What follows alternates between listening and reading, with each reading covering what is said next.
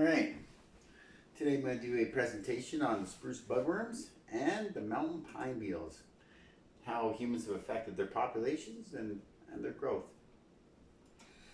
Okay, the mountain pine beetle. This is a photo taken from the reddeeradvocate.com. A bit of history on the beetle. It was one of the most dramatic changes to ever hit the BC landscape. They've spread out, they've attacked more than 18 million hectares of the pine forests, and they've caused economic losses and damages to the wood. So in an amount of $30 billion lost revenue. It's a small, it's about the size of a grain of rice. Small cylinder beetle preys on mature trees by it bores through the bark and it mines the phloem.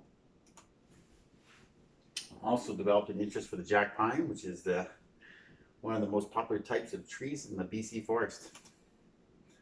How we affected the expansion of the mountain pine beetle? Well, we've increased the warmth of our winters from climate change, and also because we are cutting down trees that they don't eat, and leaving trees that they do eat.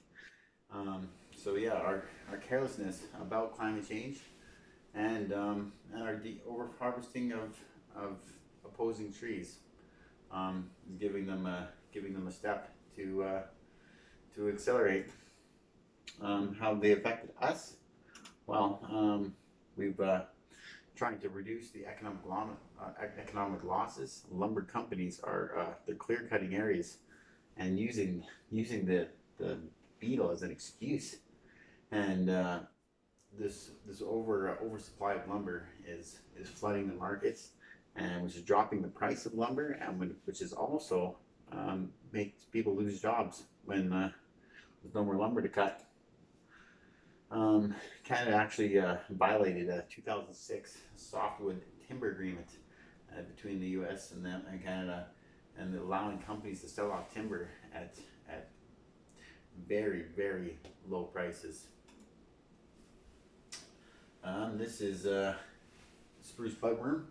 This photo was taken from for.gov.bc.ca.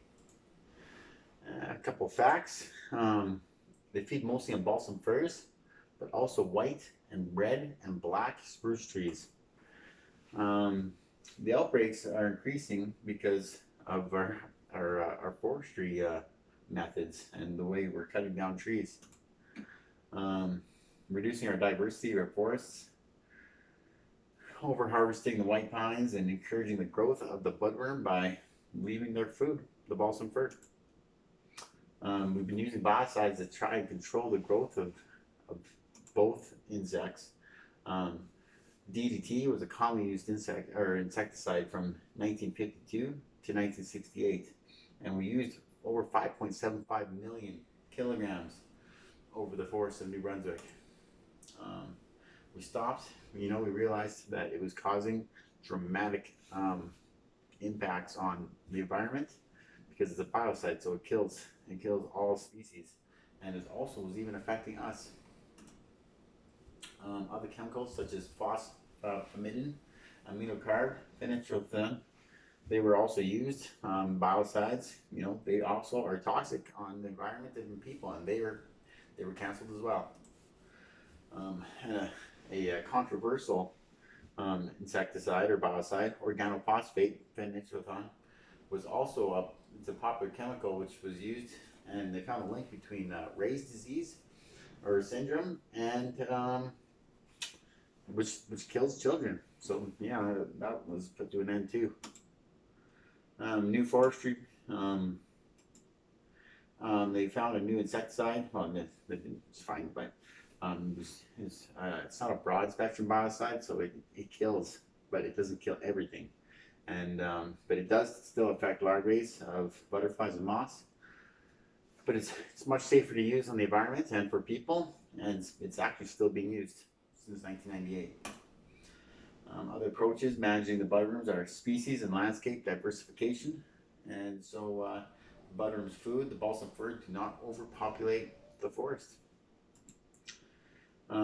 overall, during this presentation, we've learned about the consequences that our actions are having, because people aren't aware of our impacts from pollution and what climate change is doing to us. And also, we've talked about some insecticides and how deforestation helps them grow. Although outbreaks are currently managed for both species, looking towards new forestry practices and safer chemicals will help us have a better future and help us control these pests and other pests as well.